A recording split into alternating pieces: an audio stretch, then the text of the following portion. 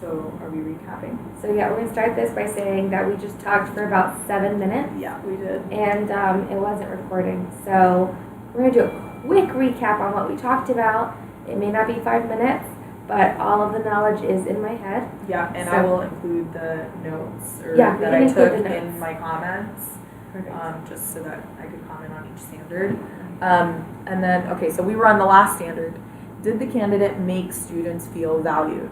I thought that you did a great job in making your students feel valued because you acknowledge the students in a respectful way, and you give them a chance to speak, and you actually listen to what they're saying and like respond accordingly. A lot of teachers might just like hear what they say, but they're kind of like, okay, let's move on to the next point. No, you're actually responding to what they have to say. Kind of like when they said, oh, maybe the mama monkey can jump on the bed, and you're like, no, she can't. That would be setting a bad example. Yeah, exactly. So that's like showing them that you're like actually listening to what they're saying. You're not just like brushing it off and moving on to the next point. Another thing that I wrote in my notes were your students were engaged and they were patiently waiting for the letters and their names to be called out, and you made sure to call out every kid, I think.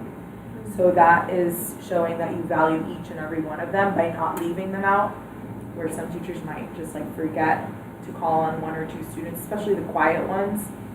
They usually get left out, so it's good that you like acknowledged each and every child in your class. All right, let's see.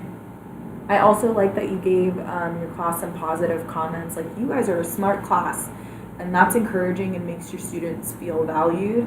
And you gave each of them a turn and made sure that you didn't leave anybody out when you were making the salto, which I thought was great because that does take a lot of patience because there's so many kids, and they did a really good job of sitting and waiting.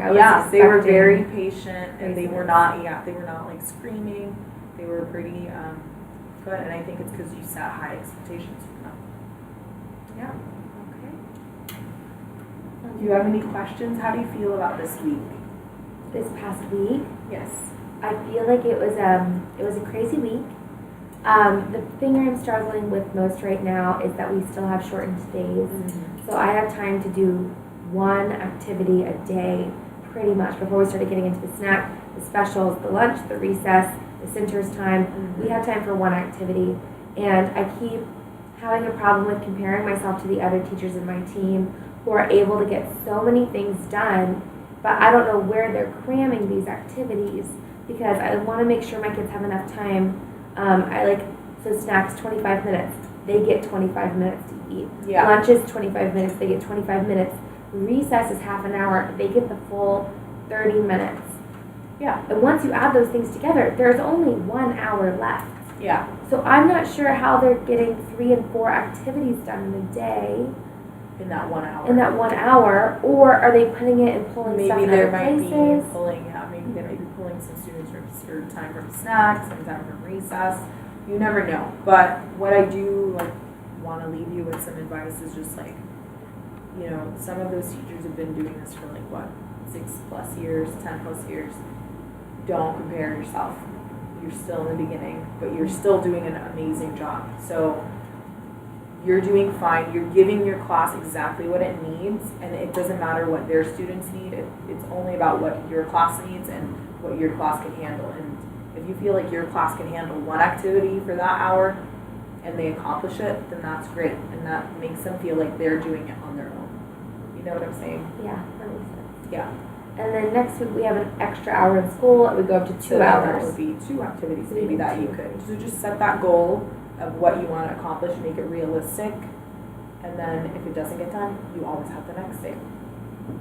That's how teaching is. It's better to overplan than underplan. Oh, I definitely overplanned for this past week. Yeah. So then you'll have a lot of extra stuff that you can do for next week.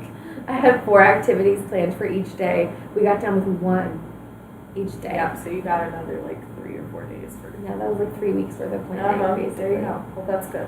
It's good to overplan. It's not a bad thing. You'll get the hang of it. The curriculum is crazy. Yeah. Okay. All right. Well, Thank you very much. You're welcome.